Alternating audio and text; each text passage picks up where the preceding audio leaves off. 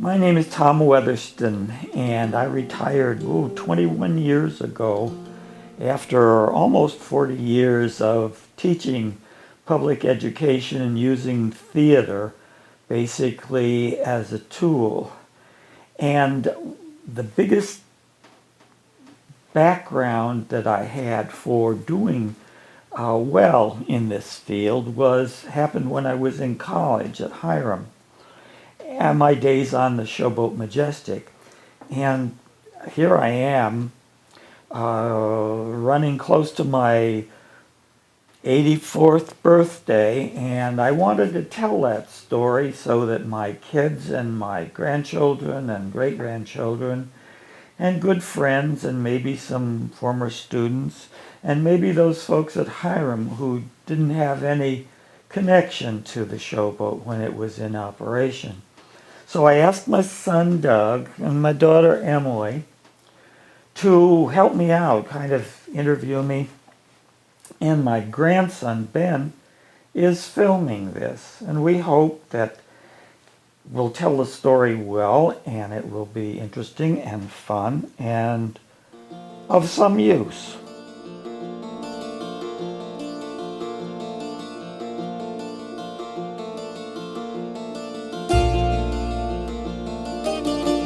I grew up in northeastern Ohio, Ashtabula County, and I graduated from high school there in 1947. And I went down the road about 50 miles to Hiram College. And that's where I started working in the theater. I love the theater, and I knew that I wanted to work in the theater some way during my lifetime. And I think one of the first jobs I had, they were doing, I Remember Mama. I wasn't in the cast, but I held the cat backstage. Uncle Elizabeth did not like to be put in a box, and she would yowl, so I sat there with this cat on my lap. And that was the way I started at Hiram. Kent State University, which was about 40 miles down the road, a theater student was writing a paper or a dissertation on American showboats. And he took off during the holiday and went and drove down by the river collecting all kinds of stories, memorabilia, interviews, and the like with what had been a big deal on the Ohio River. And he found a showboat, a working showboat. It hadn't worked for a number of years, but it was still there. And he came back to campus and went to his professor, G. Harry Wright was his name, and said, wouldn't it be great if the university could take this over and make it a theater workshop and actually produce plays on it as they did many years ago. And Kent State was very excited about this, but the time they wanted to go that summer, and the distance between spring break and opening of the season was very, very short. And they found they couldn't put a company together fast enough. So they called Professor Pierce, Bob Pierce at Hiram. He was my director. And said, would you join us? Could you put together? We want to do 2 shows alternating, and we'll do the first one and you do the second one. And that's how it came about that Hiram got involved in the show business on the Showboat Majestic.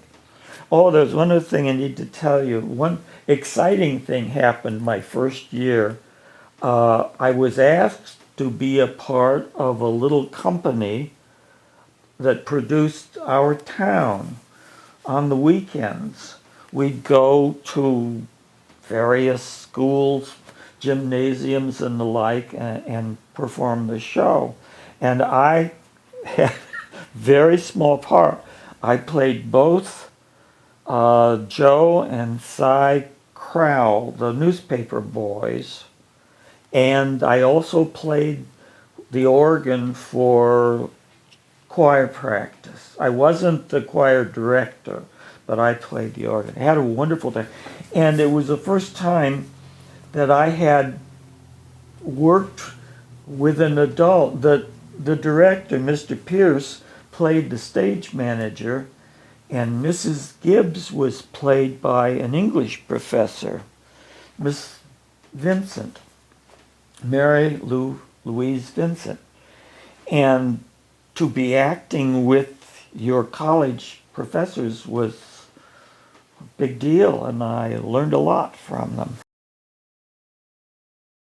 Hiram at that time was on the intensive study plan, which doesn't exist anymore, but we took a class for, let's say, 4 weeks or 5 weeks or 6 weeks, and then we were through with it.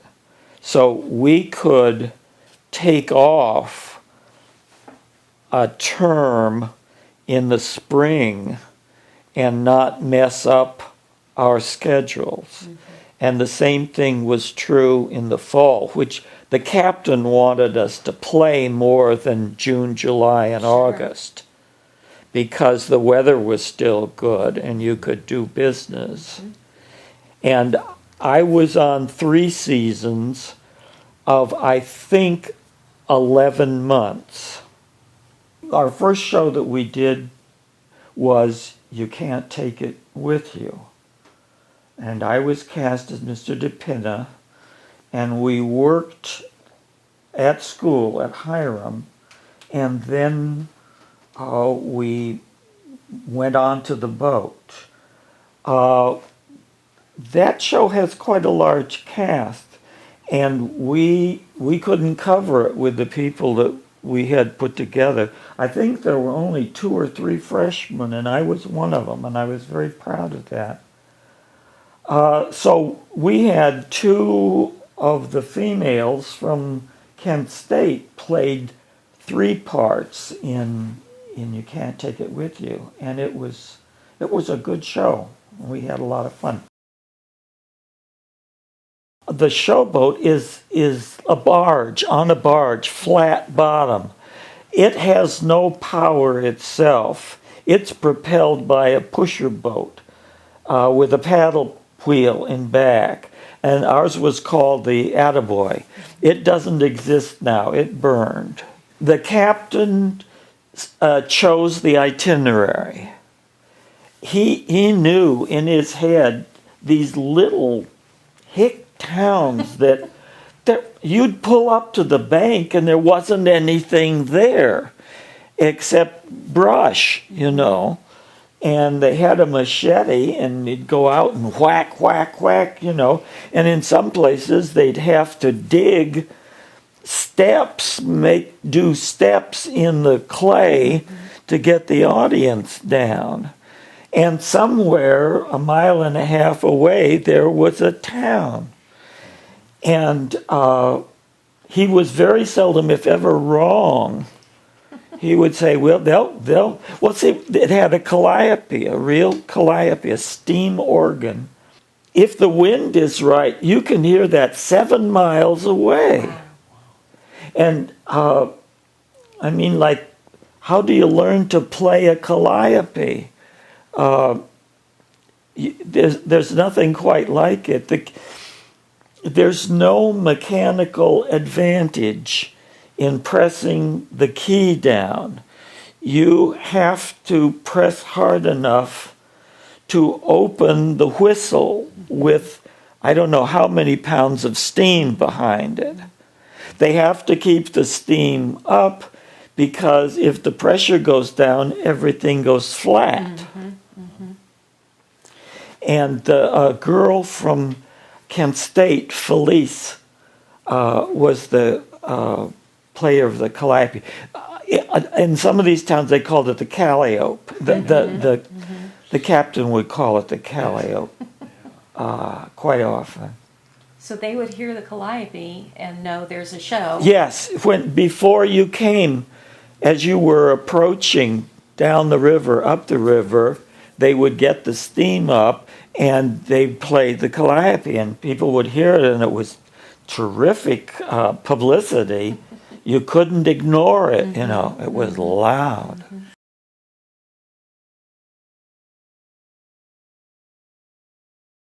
We had a little band, and we'd have a parade in the morning. And I was a clown, and Hutch was a clown. Oh, the director from Kent State was a real showman. And one of the things that they would do early, the advance man would go to the town before we came there, you know, and make plans and where you could buy tickets. And we would go into town. And this was historically accurate. The Showboats did this. And we'd form a circle at a town square, if there was one.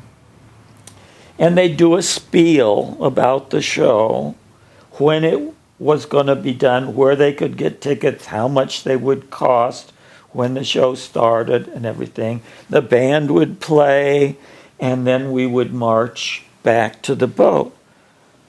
And sometimes, you know, it got rather silly. There we were marching in the country, and somebody'd say, "Oh, there's a cow, and I've seen 2 horses and 3 butterflies," or something or other. And we began to think, are there people up here that we're going to see? And generally they were. In big cities, it was very different. Sometimes they wouldn't let us parade.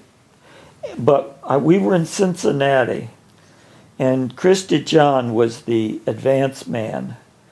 And he decided that if we couldn't parade, that he'd arrange to have a horse and a wagon, and they'd have a banner on it, Showboat Majestic.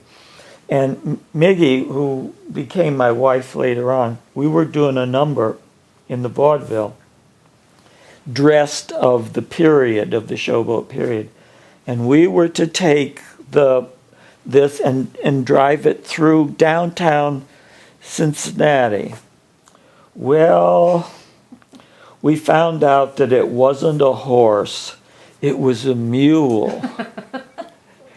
And its name was Steve, and it wouldn't take direction at all. And here we were in all this traffic and horns blowing, and we couldn't get the mule across the intersection fast enough before the light would change, and horns were blowing, and the police got at us and everything. It was a mess.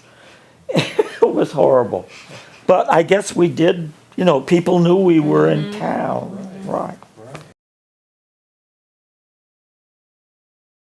It was quite different from now. I couldn't do it now without question, but I don't think there are very many young people, college-age kids, who would put up with the life that we lived, but we were in love with it. It was like going to camp. We lived on the boat. The girls had a dormitory room, one large room, the full width of the boat at the front, and outside their big dormitory room was a big front porch on the second deck. And then the fellows had smaller rooms. I was in a room for 4, and then I was in a room for 6 on the back of the boat. And then one year I was actually on the Attaboy. The captain had one cabin back there, and we had the other one, 4 of us in there. There was no running water, except that there was water to flush a toilet with that flushed right into the river. things that you wouldn't be proud of today. They wouldn't let you do it today. And that there was a men's restroom on one side of the boat, and there was women's on the other. And, you opened the door and went in, and you came out, and there was the public standing on the shore side. Wasn't bad if you were on the river side. There was no shower There was no shower, no. or tub. You were required, when you signed on, you were to bring a pail, a metal pail, galvanized steel. Plastic wasn't popular, hadn't spread. There was no such thing as a plastic pail at that time. And a wash basin, round wash basin, and a flashlight. And that was about it. And if we were playing a one-night stand, we had 200 feet of garden hose. And somebody would take the garden hose up the hill and find the nearest house and approach them and say, we'll give you tickets for the show tonight for your whole family if you let us hook the water hose onto your outside of the house. And they would agree generally, and we would do so, and then the hose came down, and of course the boat was on 2 levels, 2 decks, and they would take the hose and put it over the top deck and then let it dangle down onto the lower deck. And for so long, they'd turn the water on, cold water, of course, and you got your bathing suit on, and your soap and washcloth maybe, and your toothbrush maybe, and you stood underneath this hose, and that's how you got clean. And it had to be on the shore side, which meant that there might be all kinds of people standing there watching you. The local newspaper. I think there were two ways to get hot water. The kitchen and the dining room were on the attaboy. And the stove that we cooked on was a coal stove. And in the side of the stove was a reservoir for water. And there was a big 55-gallon drum on the back of it would be on the front of the attaboy, and that was filled with water. They'd make arrangements, the advance man would make arrangements when necessary for the local fire department to come down, and they'd fill this up with safe drinking water. You could get your bucket full of water from there and pour it in the reservoir on the stove, and then the stove would light the fire in the morning, and they'd keep a fire going all day, and your water would get nice and warm, but not very much. It was like a sponge bath is what you would take. You'd sit in your room and with your basin and warm water, and then you'd clean yourself and then throw the water overboard. The other way was the boiler. The boiler was up to provide steam for the calliope and also the generator for the power, lights, but that was only when we were playing at night. So we didn't have any electricity during the day, and it, I think, was direct current, so portable stuff would not work on it. And anyhow, you could get your bucket of water and go, and one of Captain Reynolds' sons, Tom, was on with us most of the time, and there was a hose on at the bottom of the boiler, and they would bubble steam through your bucket of water to get it warm. And those are the only two ways to get warm water, to get clean or do dishes or anything like that. There was an ice box that was the only way to keep things cold. We couldn't buy in quantity. You couldn't fresh stuff. We had to buy every day. And we had to eat in two shifts because you could only seat about 12, 15 at a time. Life was very, very primitive for us. We were great news, of course. All the papers, it was a big deal, and magazines and so on. And television. Television was brand new. Oh, my God. They had to fill that air. Oh, yes. They were looking for well, something. and it wasn't like television today on 24 hours a day. Television was on a few hours in the morning, a few hours in the afternoon, and in the evening. But it just would go off, you know. We were in Cincinnati, and Chris was the advanced man, and he had found this television station, brand new, and it was up in the hills. I'm behind Cincinnati, Signal. and Miggy and I don't remember how many a car full, I guess, and we took off. Nobody knew where this place was. We got there. They had gone on the air the day before. Brand new. Brand new. Wow. There were boxes stacked all over the place. The station manager quit after the first day. So they didn't know what they were doing.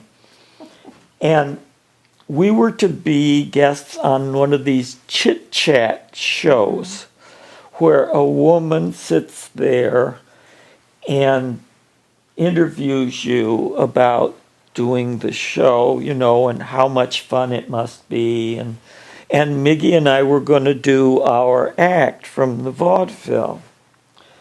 And we had to change into our costumes, which were kind of complicated. And there was no dressing room or anything. And I had my costume, and I opened this door, went in, and it was a studio. I didn't realize. And there was a woman doing a cooking show at the other end.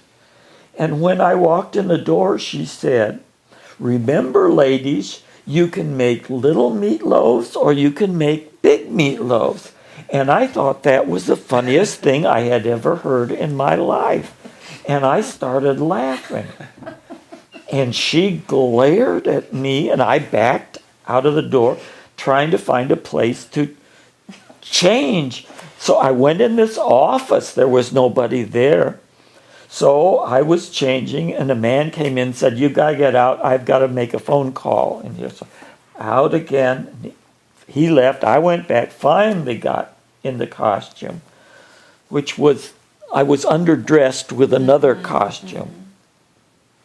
So we went back, and we were sitting around this little set with the coffee table, you know, and the hostess was chatting with us and everything, and we did our number, and then we sat down, and the show was almost over. It was a half an hour, I think.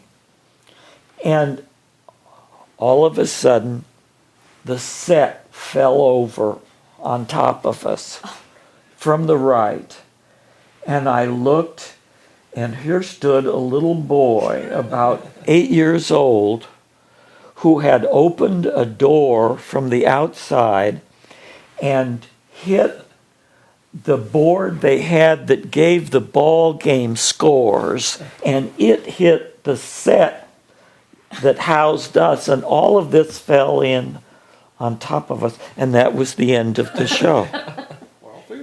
We were off there. That's a, They came one time and did a show, did video live of the show, and they blew all kinds of fuses, and the kids got flashlights and held on their faces. I wasn't on stage at that time. I was watching from the truck they had.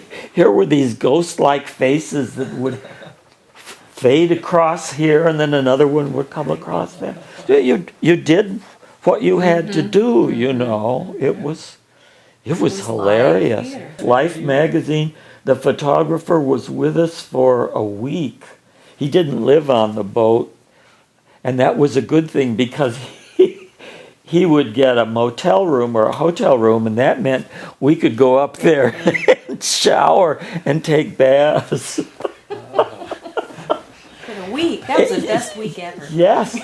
Another thing along that line was people would want to entertain us. And we would get these invitations to go to very nice homes. Sometimes they were alumni of the, you know, and sometimes they weren't.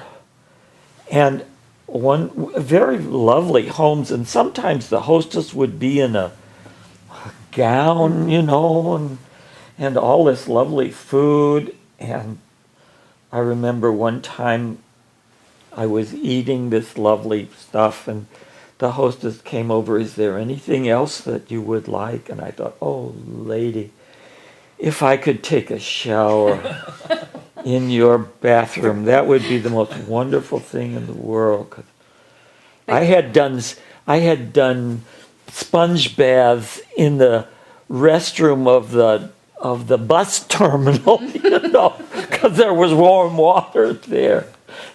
But Did you actually ask no, her? I didn't Yeah, ask her okay. that. No, I decided that was not the appropriate thing to do. Yeah. There were no African American students at Hiram, I think. There might have been one who was probably a foreign student. But we were segregated in our audience. We did not sell tickets to black people. And there were no problems that I was ever aware of because that was the standard of the day. You look back and think, oh my God, how terrible.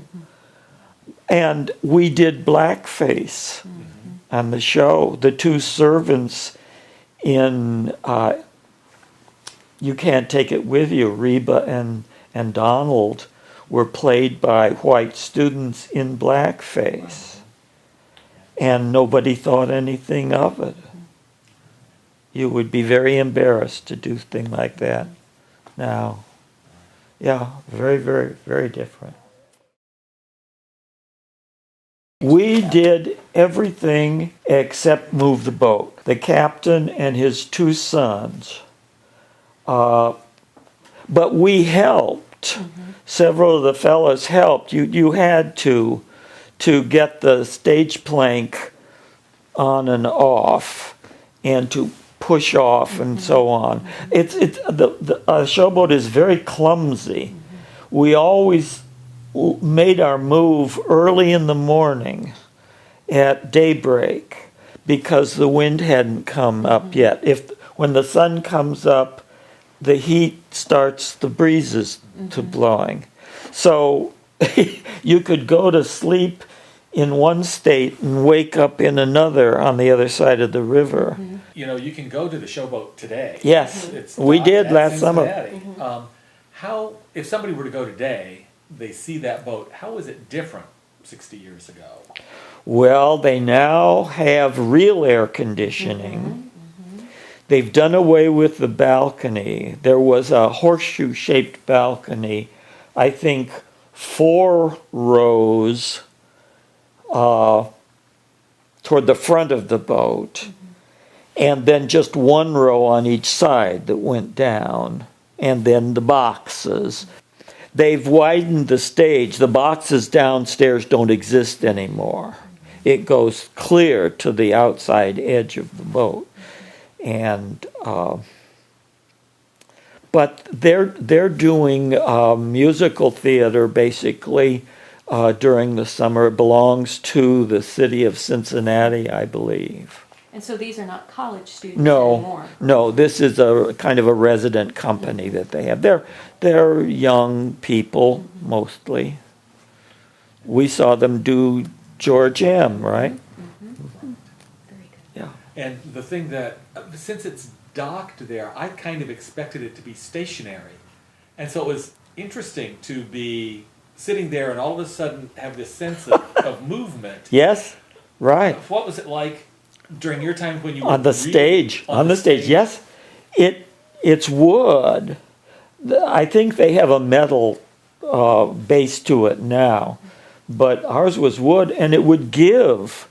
And a speedboat would come by, showing off, or a barge would go by, and they'd make quite a wash, and you'd be standing on stage and look out, and the audience is going, wee, wee, and you're doing it too, And what about weather? It was very clumsy. I said we moved in the early morning because you could be, the wind would move you around. It was like a sail. Sometimes there were storms. The river would get very, very high, and they would have floods, and we could go over a dam instead of through the locks. You told me once about finding something rather unpleasant in the water after a flood. Oh, a body? Yes. I don't think we were playing at that time. You see, the boat was harbored for the winter near Point Pleasant, where the Kanawha empties into the Ohio.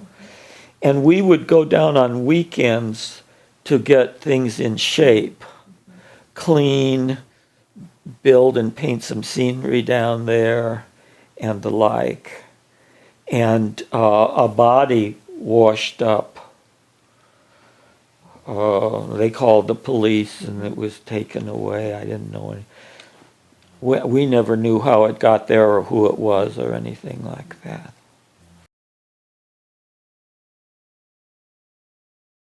The advance man had to get up and take the car. We had an old, I think it was a Chevrolet, painted fire engine red with gold fancy lettering, Showboat Majestic, And he had to move the car to the next town. And then he would be gone for the day, probably, and come back. Was that a student? Yes, Okay. that was a student. And it was run almost on a military basis because so many people had that experience. My class was one of the first to come along that didn't have mostly veterans. We had a CQ, which meant in charge of quarters, for every day, and that person got up first and got the advance man up so that he could get off and gone, get the cook up. 2 people were on KP every day, sometimes boy and girl, sometimes not, and somebody had to do purchasing.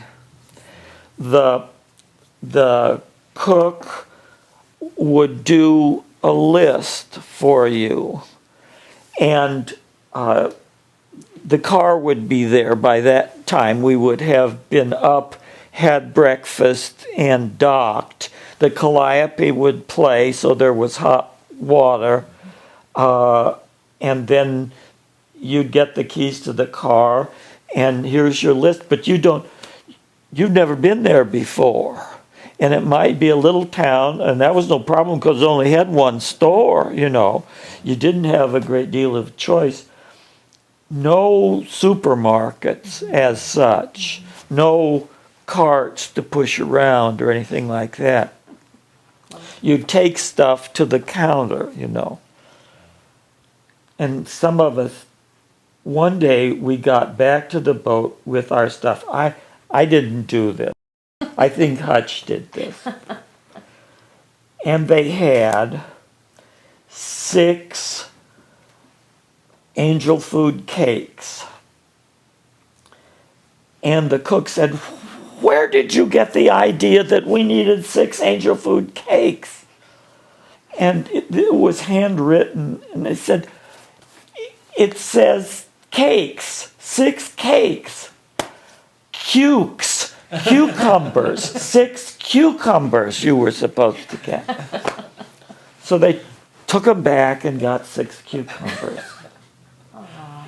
Didn't get to eat the cake? No. But that was then the CQ got everybody, lined up for the parade. Everybody participated except the captain and his sons. We ran the box office. And Lights, you did lighting? yeah, we did. We painted scenery. We did everything. In fact, the cook, Aunt Pearl, was the cook who had been a cook at school, and she came on the second year and was on for many. I think she was on the last year because I saw a picture of it. But she got sick one time. The heat was terrible, No air. You had you had no place to go to get cool, and she was sick, and we had to take her home. And she was off for a number of weeks, and 3 girls, Miggy was one of them, and Pat Jones, and I think maybe Dinka Morgan. And they had no experience, but they did it. Mm-hmm. They planned and cooked for 30 people, 3 meals a day. What about the performances themselves? What was a typical evening like when you were performing? Well, there was first of all a concert by the Calliope of about 15-20 minutes. Then the band would play for 15-20 minutes on the front porch above. And then there would be another Calliope concert. And everybody had a job whether you were performing on the stage that night or not. The box office, they were reserved seats, so there was a ticket taker and there were ushers in costume. Hutch ran the concession stand. That was Coke in a cooler with ice and popcorn. Popped right there. And the doors opened at a certain time, and then the play went on first. And there were concessions at intermission. Audience would come out. Oh, I didn't tell you, we did have air conditioning after a fashion. The stage was narrow. Well, it had to be. Maybe 15, 16 feet wide. And there were 2 boxes in the house with 3 or 4 chairs. And on the stage side of those boxes was like a cabinet, metal, and you put a 100-pound block of ice in there, 1 on each side. See, that had to be ordered. You had to find the ice company in town, and then they'd deliver it. Mm-hmm. And then there were fans that drew water from backstage off the river and over this ice and into the auditorium. And that was the air conditioning. Wow. So that only was functioning when there was an audience? Yes, yeah. yes. We do the show, intermission, end the show.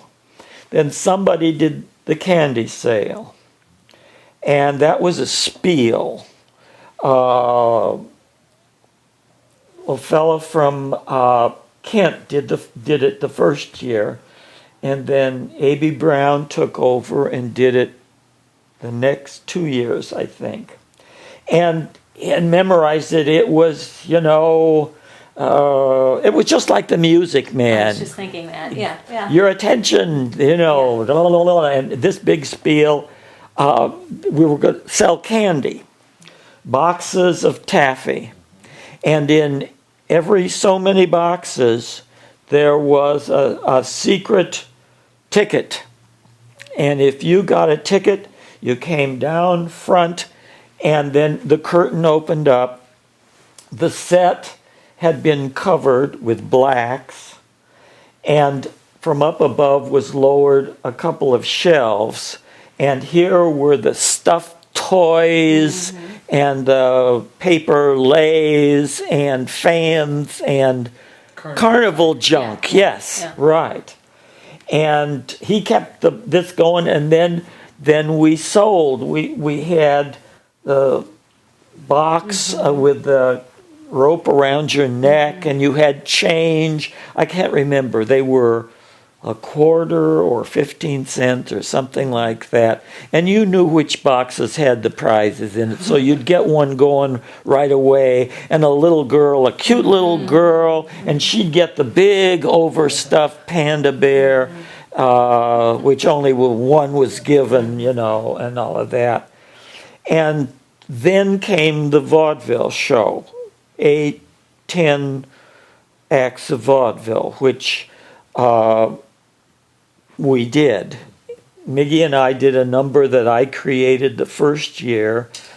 Colette Karras and I did it.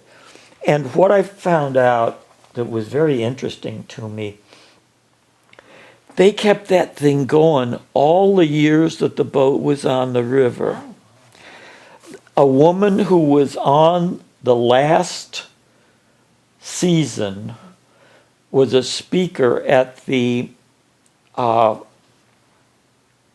word won't come to me, Howard Steamboat Museum in Jeffersonville. And one of my former students is on the board there, and he knew I had been on the boat, so he invited me to come. And there were people doing this act that I had created in 1948. Wow. And it was a cute little thing. That was all. But to a man and a woman dressed gay 90s type of thing. And they were on their own telephones. They would ring the phone, which wasn't there, of course. It was all pantomime. There were 2 chairs on there. And it was, hello, my honey, hello, da-dum-dum, hello, my ragtime gal. And that was the invitation. And then we did, in my Mary Oldsmobile, I got into a duster. I think she did too, and a hat that tied down. And we did In My Mary Oldsmobile, Come Away With Me, Lucille, and the bumping and everything, and that was fun. And then by the sea, by the beautiful sea, and we took the clothes off and we had bathing suits on underneath, And Pat Jones and I did it, and then Miggy and I did it. They had a muscle man, tumblers, strongman things. Some fairly talented. There was a girl songstress from Kent, and she sang a song from Showboat. One of the fellows from New Albany played trumpet, and he was very good, and he played a solo. And they did the number that Judy Garland and Fred Astaire did in Easter Parade. We're a couple of swells. We stop at the best hotels. And that was very popular, went over well. And then we ended up with a male chorus, a double quartet, I think. And we had crimson corduroy blazers and gray slacks. And we sang several numbers, and we sang Alma Mater Cara, which was a song from Hiram. And then Mr. Pierce, the whole company came on, and Mr. Pierce sang Old Man River. And that was the end of the show. Somebody was on stage plank, two people who would thank the audience for coming and sometimes have to help them up the... If it had rained, then we all had to go and form like a human chain to help them get up the bank, which was mud by that time. One of the craziest things that ever, and I think I can explain it to you because you're theater people. We were doing The Drunkard, and I had played Mr. Rensselaer. He was goody two-shoes. He saved the drunkard from his wayward ways. But I had understudied the drunkard, and we made the shift that night. We had had rehearsals, and I was to play the lead in the show, the drunkard. So we were getting to the end of the show, and I had reached rock bottom. And Mr. Rensselaer had saved my soul, and I realized how this was all so bad, my poor wife and daughter, and I would never drink again. And I made my exit, and there was a dressing room which was about the size of a telephone booth. And I had to make a complete costume change and a complete makeup change, because now I was reborn. And I was standing there in my underwear doing the makeup change, and Buzz Phillips came and stuck her head in and said, "What are we going to do?" I said, "Well, what do you mean?" She said, "Listen to that." And the show was going on, and this was just 6 feet away from this little box. And I said, "Buzz, it's just fine. It's going..." She said, "He's not playing that part tonight." I said, "Oh my God."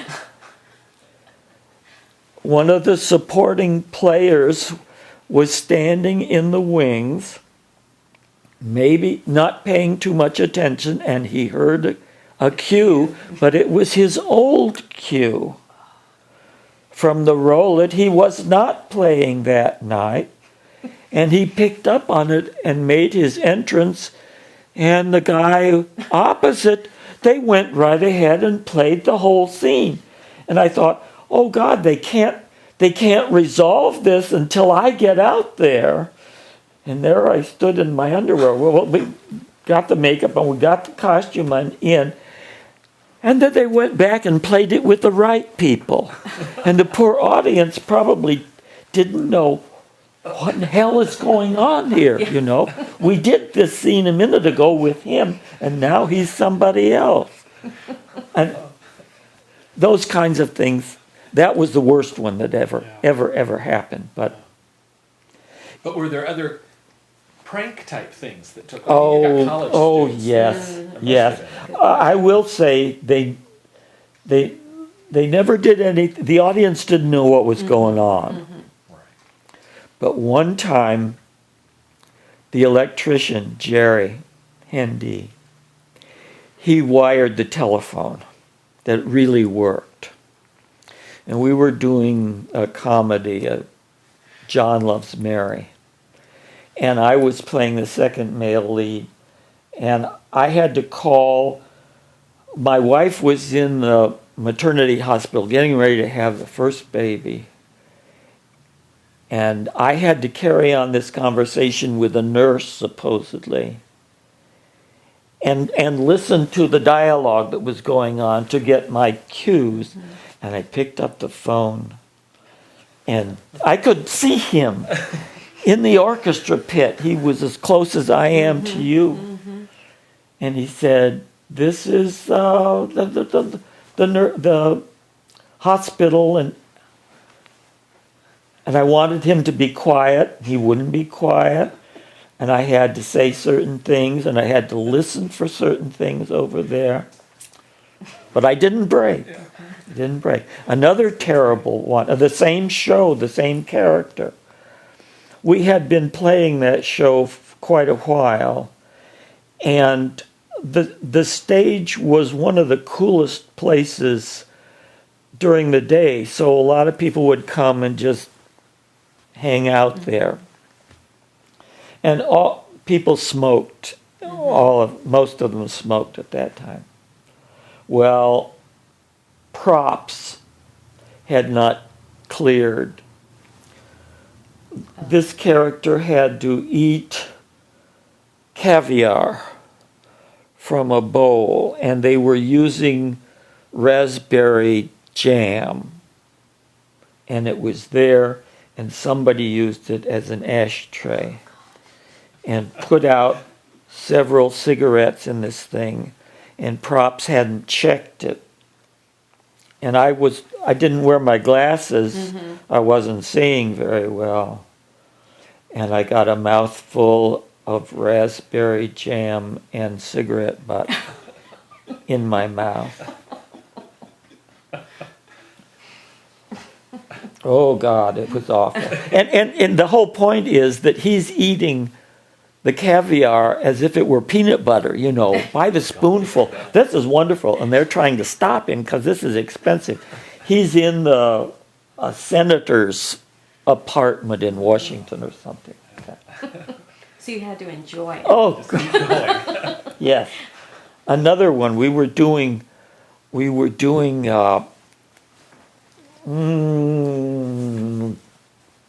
the murder mystery, Arsenic and Old Lace. Oh, yeah. And I had started out playing Dr. Einstein, had a lot of fun with that. But then I was to play the lead, so the shift was made, and I was playing Mortimer. And at the end of the second act, I think it is, he's sitting in a chair, and they're going to tie him up and gag him. And they're supposed to use a tie back from a drape for tying. It wasn't there. So whoever the actor was, he said, "There's no cord, just hold your hands back here." Okay, no problem with that. But there was supposed to be something else to put in my mouth to gag me. And the guy said, "It's not there." So he took my tie and started shoving it in my mouth. And he was excited, and I was excited. We were all excited. And he kept shoving this thing in my mouth. And it was down too far where I was choking. Tears were running down. And it was Dr. Einstein. And then the last thing was he leaned over, and the flask in his breast pocket fell out and hit me in the head. And I thought, oh God, this is never going to end. This scene is never going to end. They're never going to close the curtain. But of course they did. We got to the end. But we didn't break. I don't think the audience knew what had happened. What were some of the shows you did?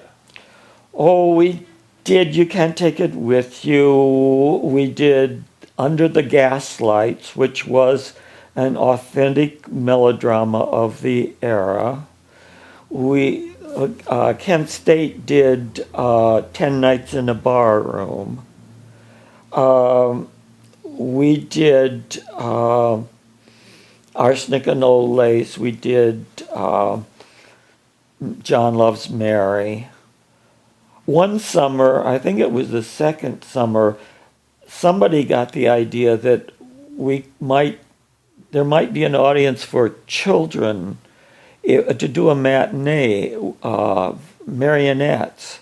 So Doug Mitchell, who was our technical director, built a marionette theater, and Miggy and I and Pat Jones, we were operators, and we did Hansel and Gretel, and they used the Humperdinck music for it. It wasn't very successful. Is that just self-taught? Did you already know how to work Well, marionettes? we did it. We learned at school. He did it at okay. school. The shows, we would do a performance of one show back on campus, and that was ready to go. Then the second show was rehearsed on the boat. I see. Okay. And then we could alternate. You generally did the old-time melodrama in the city, where you would have a more sophisticated audience, and the more contemporary play in the small town where. But we didn't burlesque the melodrama. You didn't have to. It was there. You just overplayed enough so that it had style. One wonderful thing happened. After the show, I was backstage, and somebody came and said, somebody wants to see you out front. And that's not unusual, because family would come and, you know. So I went, and it was like in the movies. It was somebody from the Barter State Theater of Virginia, and they had seen me, and they had liked my work, and they said, would you be interested in coming next season to work with us in Abingdon, Virginia? One of the first companies. It got its name because they played during the Depression, and people would come with chickens or eggs, or they would barter, get a ticket to see the show. And a number of people who went on to have a name worked there. But it was wonderful for your ego. Somebody who knew what they were looking for had seen you, and that was great. I was very proud. The cigarette in the mouth, that toned that down a little bit, you know. Something you could take and dream about for quite a while. And I hate to say it, but, you know, we might be kind of glad you didn't take that job. Maybe Yes. you would not have. Yes, got I would married, not you have would met not your be mother. here. So yes, That's a good right. thing. This was for college credit, Yeah. and you were paid? Yes. Well, it became a stock company. We put in, I think it was $50 a piece, and we had a share. And every so often, they would declare payment. That's not the right dividend. Yeah, That's yeah. right. Yes. That's when I bought the ring, my engagement ring for Miggy, because they declared a dividend when we were in Louisville. And I went up to Will Sales jewelry store and bought a very modest diamond ring.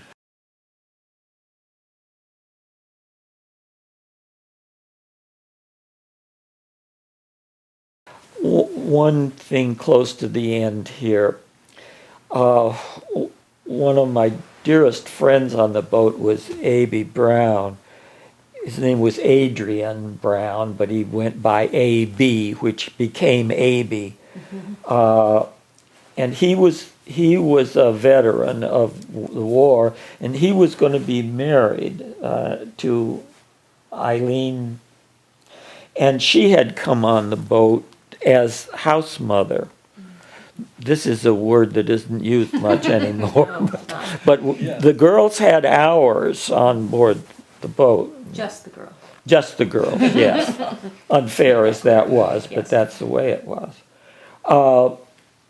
They were leaving to go back to Cleveland, and they were going to be married. And we were going to have some kind of a party. That's not the best word, but a get together after the show, the last night they would be on the boat.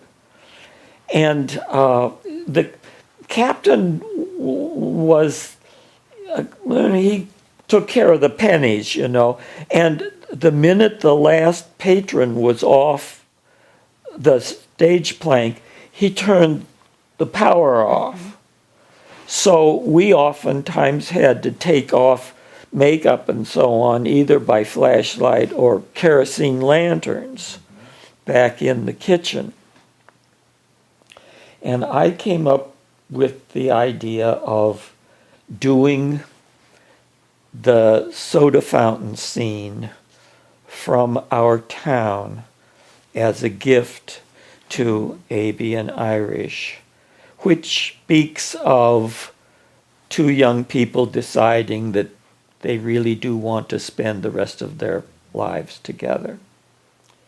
And Miggy played Emily, and I played George, and Mr. Pierce played the stage manager who plays Mr. Morgan, the soda fountain person.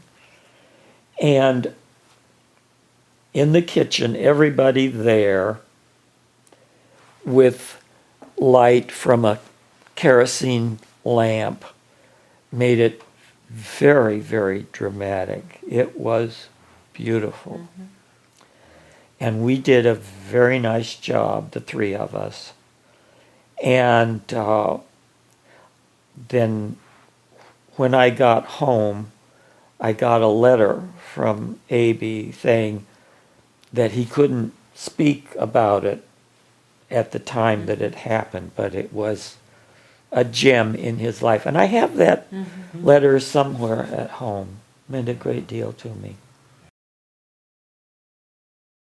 After my third season, Hiram did not have the boat for one summer.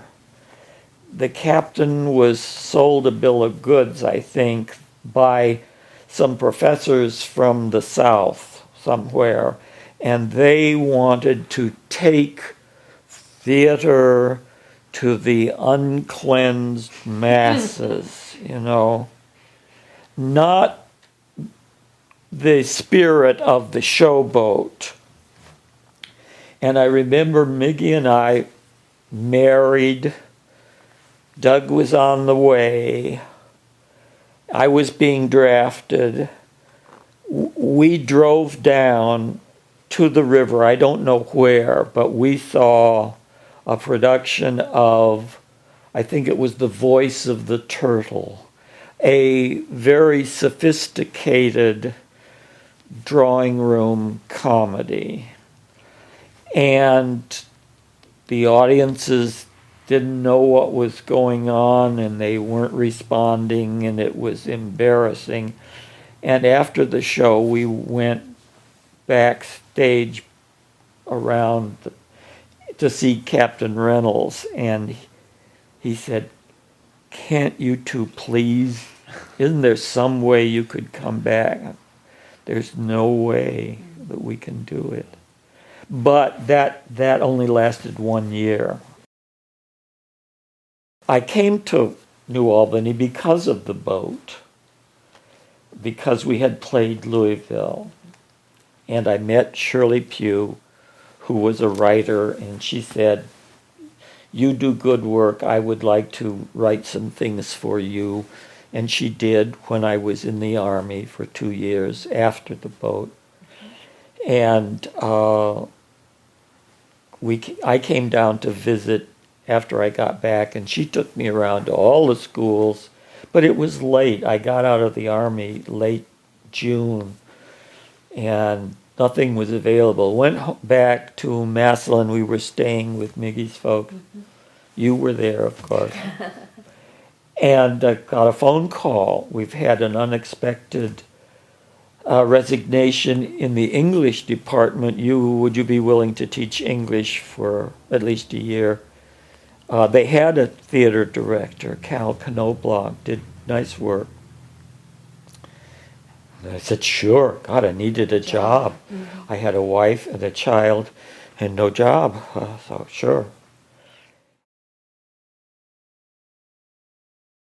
And then I started a theater based on the idea that the theater can be a very wide experience and can be a wonderful tool for kids beyond just acting in the show. Out in front, everything. Publicity, box office, house management, set design, the whole thing. And we did that for a long time. And then we retired and that style went out of fashion. And I'd like to say we were, cottage industry, and they became Fortune 500. It's not unusual now for the school to spend thousands and thousands of dollars on one production. I think $9,000 on Beauty and the Beast, with renting scenery, building scenery, renting costumes, and the parents do things that students should do, that they can learn from. But I can't do much of anything about that now, so do you think we ought to explain a little bit more what the classroom theater was? We could do that, yes. Okay. My idea was that I went to the bookstore at school and I got out a copy of each literature book that was used at New Albany High School, and I counted the number of pages that was devoted to drama, which was on the printed page. And it came out to something like 17% of the book, which would mean about 17% of the year or the semester that they were working. And very, very few plays are written to be read only. That's closet drama, and that doesn't exist much anymore. We had an activities period of 35 minutes, I think it was, every day in the morning, 10:30 to 5 minutes after 11, something like that. Could we not take a play, break it into 3 parts or 3 acts, and produce it for the kids who are reading it or studying it in their literature classroom? And they could come on a Monday and see Act 1, and Wednesday see Act 2, and Thursday see Act 3. And we make a theater that would accommodate 3 classes. I think it's about 90 what we had. We made a little theater. It wasn't black box, but it was the idea, platform theater. And we would do one show first semester and another show second semester. And the students did everything. They made the list of the students who were coming and turned that into the office. They took the attendance and sat out in the hall and marked off people who were on the absence list, and that was turned into the office. We did everything, and we did things at no charge. They came in and saw a whole play. And more than entertainment, they were plays that often had something to say. We did Miracle Worker, we did Anne Frank, we did Our Town, we did Enemy Glass of the Menagerie. People, Glass Menagerie, Julius Caesar. Julius Caesar, yes. I think Crucible we did. I remember we were doing Our Town, and we were doing the last act, and I was playing the stage manager, and I was on the steps right, waiting to do the closing speech, and this girl sitting in the front row was twitching and turning, and I thought, oh God, child, hang on just a few more minutes. I know you're bored to tears with this. And then as I started my lines, I walked toward the center and looked down. Tears were running down her cheeks. I had misjudged the whole thing. I wanted to create a theater that you wouldn't be ashamed to take anybody to.